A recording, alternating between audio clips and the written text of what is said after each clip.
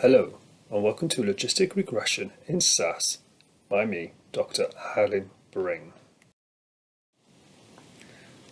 If you've not had any exposure to regression techniques previously, then please view the courses as shown. Files are available on drbrainstats.com, and please download the appropriate file.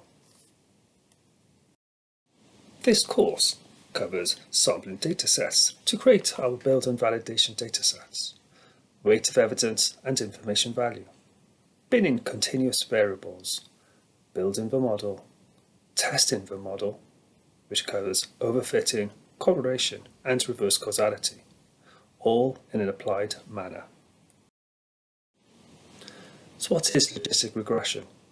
Logistic regression is used to calculate the probability of an event occurring.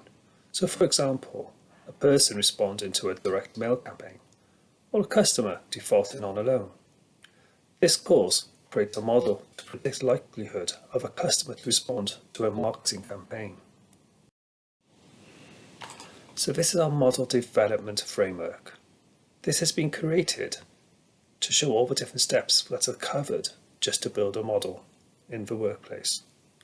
This course covers the steps 3, 5, 7, 8, and 9. Before we can create our logistic model, we will need to create our build dataset and our validation dataset using the stratified sampling technique. Hopefully you have downloaded the zip file and converted the CSV file into a SAS file. In this example, we have called it dmset and it's stored in a library called training.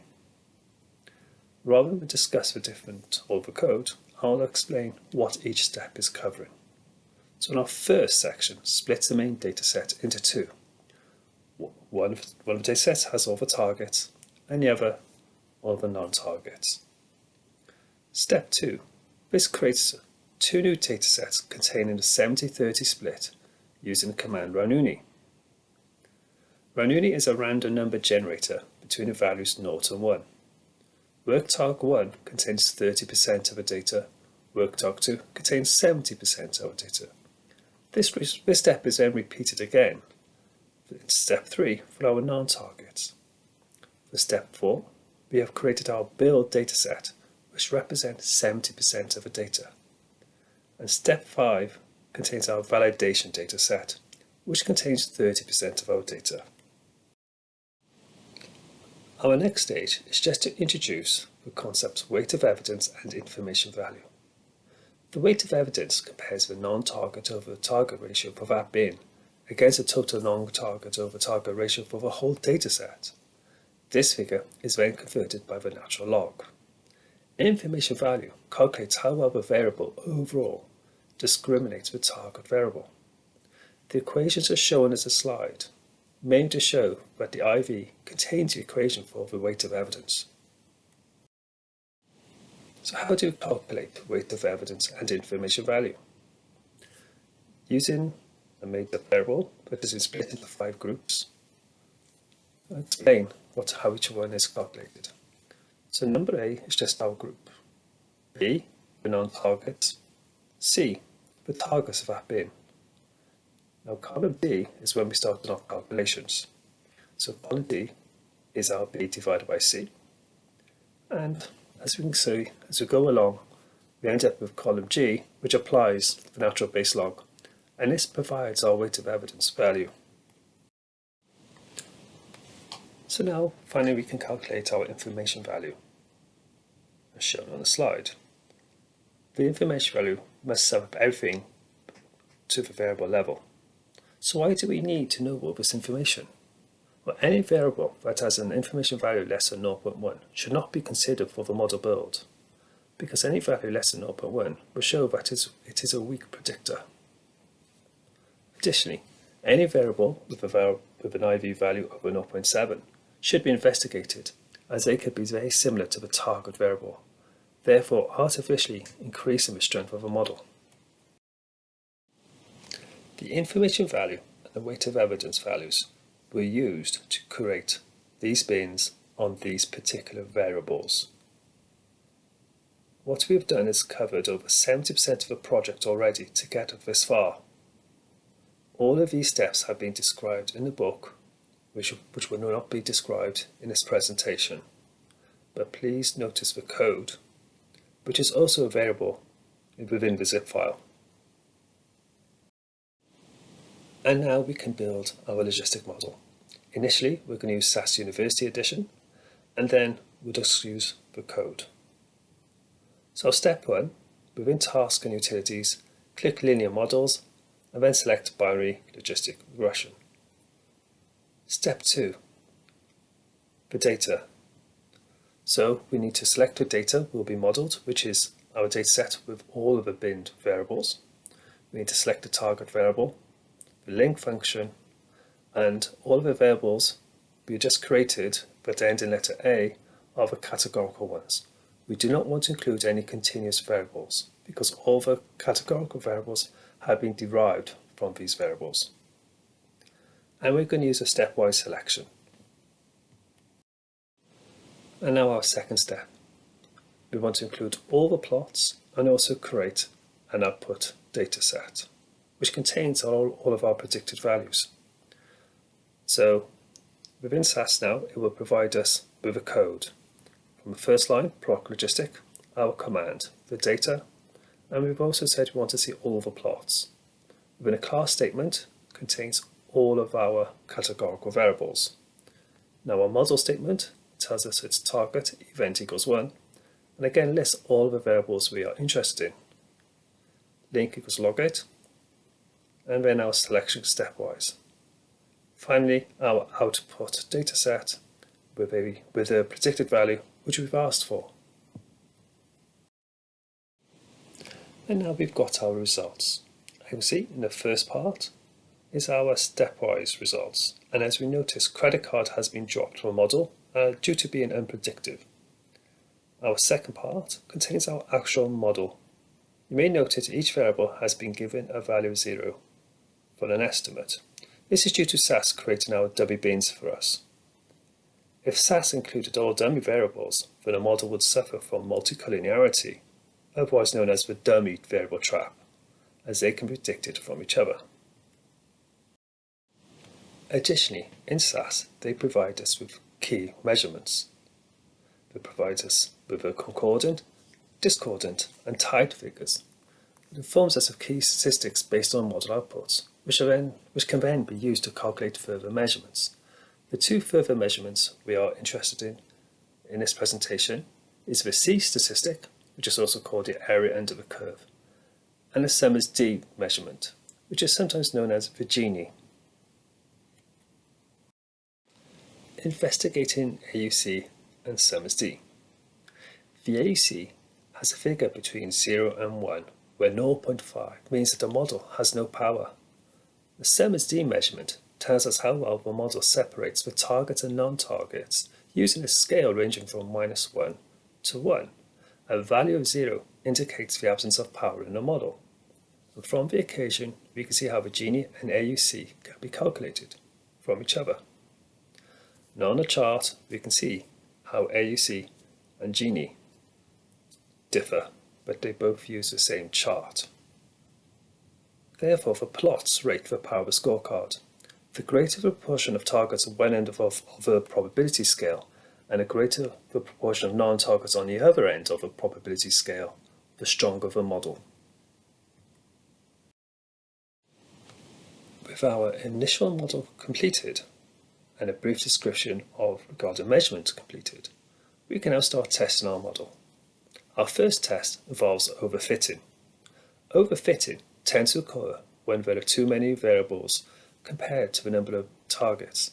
This tends to produce a model that is counterproductive to common sense and will not perform to the same standard on a different dataset. A simple test to measure overfitting in a model requires using the validation dataset. The validation data must be binned exactly the same as the build data. Then a comparison of the Gini scores is conducted to check if they are similar, within 1% of each other. The first step involves using the binning code shown previously and applying it to the validation dataset. This will not be shown in this presentation. All you need to do is change the dataset's names. With our newly binned validation dataset, we can use SAS to score up this dataset. As we can see, our proc logistic code has not changed dramatically, but at step 2, we've introduced a new command that says score data. This will score our training dataset for us. Now, we'll go to use a macro next to calculate the Gini. For those people who do not like using macros, we can just use a proc freak and write it out twice. This is just, the macro is just put in to save space. But from this calculation, we can get the sum is D, or the Gini. In our build and validation, we notice there is a slight difference in our Gini measurement. So this tells us that the model may not be stable.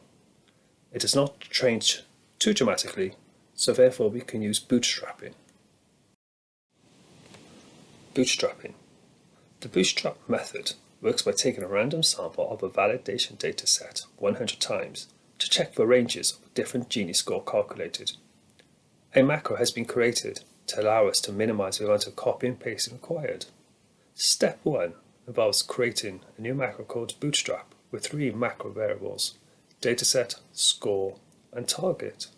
Step 2, this is our do loop. A do loop allows you to process the same piece of code numerous times. In this case, we want the following piece of code to be run 100 times. This stops us copy and pasting this code 100 times. Number 3, the data step is the first part of a loop. I chooses a random 10% of a validation dataset. Step 4, this calculates our Gini. Step 5, we need to append the 100 different datasets on top of each other to get our upper and lower quartiles. Step 6, the important AND statement that tells SAS to only process the loop statement to here. Step 7, the important MEN statement that tells SAS the macro has finished. Step 8 is a code that evokes the macro Bootstrap. And now we can view our results using proc univariate. The table contains the quantile Gini scores from the 100 different samples. The build Gini was 0.6466, and we can see that it falls within the upper and lower quartiles, 0.64 and 0.70. If the bootstrap method fails, then the following would need to be considered. Remodel the dataset, but exclude some of the variables until the Gini stabilizes, or return to the beginning and resegment our build and validation dataset. But for now, our model passes the overfitting test. And now we can start our second test, correlation. Correlation between variables can cause issues. Correlation occurs when 2 or more variables behave very similar. When this happens, the variables are more likely to predict each other rather than the target variable. We did not conduct a correlation analysis previously, as we did not know which variables would be in the model. Removing variables earlier may have removed strong predictive variables, leaving the less powerful ones behind. Correlation analysis is conducted as follows: scoring up the dataset, use SAS for the correlation test. Using our parameter estimates from our model, we can now score up our dataset as shown. This script scores up the model, usually referred to as a scoring script. Secondly, we use proc-core, and this calculates the correlation statistics. Anything over 0.7 or under minus 0.7 can be considered as highly correlated and therefore bad for the model. The output results are put into a dataset called call2. And now we have our correlation results. The next stage involves exporting the correlation results into Excel just for ease of analysis. From below, using conditional formatting, it's easily observed if any variable suffers from correlation. Obviously, the variables are correlated with themselves, but not with any other variable based on the plus or minus 0.7 criteria, so the model passes a correlation test. If correlation had occurred, we would have to drop one of the correlated variables from the model. This would not make a big difference to the model performance and would mean a more stable and usable model. Which variable to drop could be down to personal choice, or you could get a stakeholder to ask for their thoughts. Our last test in this presentation concerns reverse causality. Reverse causality is another important test we must consider when developing models. We need to test that the parameter estimates, coefficients, behave as they should, as in they should mimic the target rate patterns. When a model estimates perform the opposite to the target rates, this is classified as a reversal. As we've already scored our dataset, we can proceed to calculate the target rates for each bin in a variable with the model estimates. So step 1, we're using a proc summary to summarize the data by the age bins and the score. And step 2, this renames the columns and introduces 2 further columns to allow future calculations. The previous slide showed the non-macro version of the reversal code. This is the macro version because now I can include all of the variables, and how we join them all is just to create our final data set called reverse 1. This data set is then exported into Excel to create a pivot table and chart. With our data imported into Excel, the pivot table and chart are created as shown. Here we are more concerned with the patterns of the estimates and the target rates than actual values. So we need to check if they both rise and drop at the same time. So our first variable we'll be looking at is age, and we can see a reversal has been detected. We can see that the age population 20 to 24 does not perform as we expect, thus potentially giving us scores with a good score. There are 2 ways to solve this: rebin this variable or drop the variable. Usually this scenario occurs by the variable reacting with a different variable in the multivariate model. Whichever route you decide, you have to remodel the population using the fixed variables. In our presentation, we will be rebinning the age variable. Whenever you rebin a variable, you must apply it to the validation dataset, as shown on here. Also, step 3 is our proc logistic that you've seen before. As can be noted, when we actually combine the bins, this has little effect on the model performance. Rather than go through every single individual test again with our new model, we're just going to concentrate on the reversal and the age variable. This variable has been solved. As you can see now, between ages 22 and 30, the estimates do drop. It may not drop as greatly as a target rate, but it does follow the pattern. The reason why we concentrate on reversals, as it allows us to explain the model in real-life terms. The target rate says one thing, but the model tells a completely different story. To say that the statistics say so will not hold much power. Additionally, reversal causation may point out other possible errors in the model. So that's it. Producing a model in SAS is quite simple, but ensuring it is suitable and can be used in a live environment requires a lot of testing. This presentation removes over 90% of work that is normally necessary to construct a robust and powerful model. Thank you. Additional material is available in the reasonably priced SAS book available on Amazon.